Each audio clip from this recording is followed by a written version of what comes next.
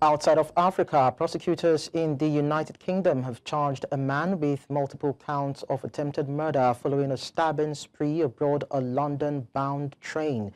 British Transport Police say 32-year-old Anthony Williams from Peterborough has been charged with 10 counts of attempted murder, 1 count of actual bodily harm and possession of a bladed article after the attack that left 11 passengers injured, including 2 in critical condition. The incident occurred on Saturday when the train made an emergency stop in Huntingdon, eastern England, allowing officers to arrest the suspects.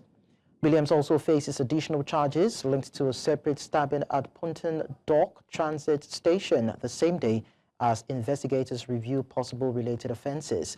Police say a knife was recovered at the scene, and CCTV footage shows a train crew member bravely intervening to stop the attacker. For more on this, I am joined by our senior international correspondent and anchor, Afua Hagan. Afua, thank you so much for coming around. Now, this attack happened aboard a high-speed train from Doncaster to London before it made an emergency stop at Huntingdon station. How did the incident unfold, and how did emergency responders react so quickly? Yeah, that's right. So this incident took place on a London-bound train, an LEN-ER service from Doncaster to London's King's Cross station on Saturday evening. So passengers called emergency services around 7:42 in the evening after a man began stabbing people on the carriage. The train was brought to an unscheduled stop at Huntingdon station. That was because the emergency cord was pulled and armed officers were already at the station because of those emergency calls that passengers had made, and they were deployed and arrested the suspect within minutes. That rapid coordination was really key. It was the calls from passengers. It was the immediate deployment of armed units of British Transport Police and the local police, and the train stopping so quickly at the next station thanks to the quick thinking of the driver. All this meant that there was a swift containment of the incident. But like we so rightly said, still lots of people injured in that incident, the stabbing incident that occurred on the train.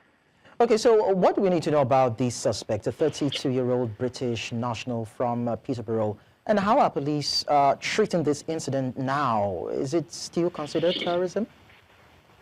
At the beginning of the reporting of this incident, there were some questions being asked on whether this was a terrorist-related incident. The police are now not considering it an act of terrorism. So earlier on today, 32-year-old Anthony Williams, a British national from Peterborough, was in court. He's been charged with 10 counts of attempted murder. He's also been charged with an additional count of attempted murder. That's in relation to a separate incident that took place in London on the DLER network earlier on Saturday morning, so it could be a connected incident.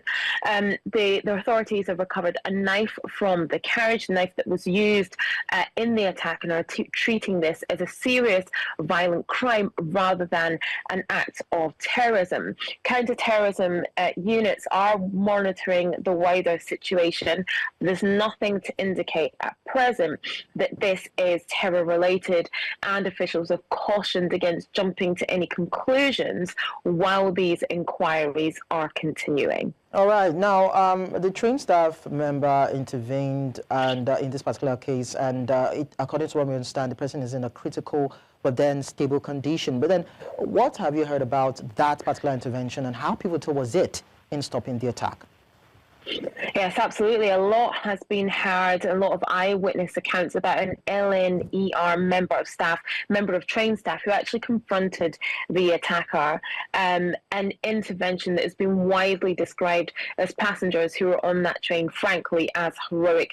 Being able to step between the passengers and the attacker, I guess, can be described as absolutely nothing else. Now, medical sources are saying that staff member was seriously injured and remains in a critical but stable condition in hospital. But that intervention almost certainly saved lives and prevented the attacker from injuring more people.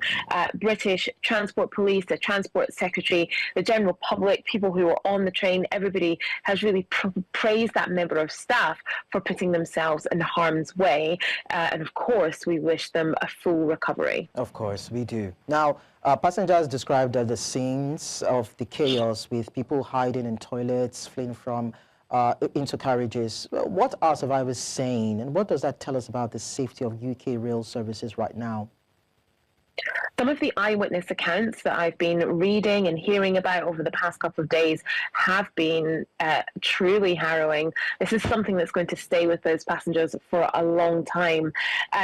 Some people talking about the amount of blood on seats, blood all over people, saying the attack felt like it went on forever, that they felt like they were penned in, that they were boxed in as they tried to escape into toilets, trying to hide. Of course, talking about that member of staff putting themselves in harm's way as well. Some really, really harrowing accounts coming out over the past couple of days.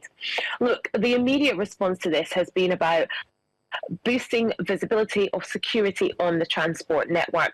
So you've seen an increased amount of police officers at train stations all across the transport network. The Transport Secretary, of course, saying that the transport network is largely safe. It's a low crime area and that something like this is very rare. The Transport Secretary under pressure today because you also have a derailment that's taken place. A train has left the tracks, no injuries there, but that's going to cause serious damage to the other part of the major train network that runs from the north to the south of the country as well. So the Transport Secretary, like I said, under great pressure today. But for the next few days at least, it's about increased presence of police officers on the transport network up and down the country at different train stations in order to make people feel safe. But now the question becomes, after that increased presence goes away, what happens? And how do we make sure that the transport network remains to be a safe space and a low area? Well, we actually wish those injured speedy recovery. Thank you so much, Afua Hagan, for sharing these details with us.